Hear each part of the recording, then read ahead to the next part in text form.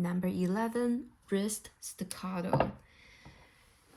So all these are interval of 6.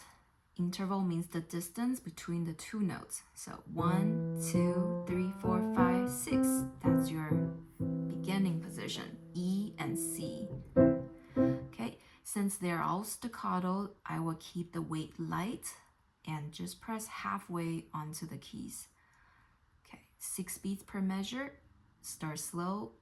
1, 2, 3, 4, 5, 6. 1, 2, 3, 4. Scooch up. Then E, F, G, A, B,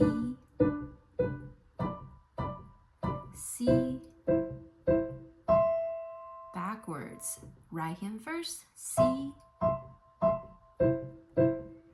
B, A, G, F, E, D, C. Okay. I would focus more on aiming with the pinky because that's the weaker finger versus the thumb. So when it's slightly scooch up, try to focus on the timing and aim with pinky. Okay, now we're gonna try fast speed.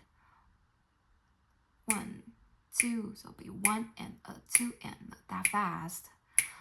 1 and a 2 and a 1 and a 2 and a D, E, F, G, A, B, C,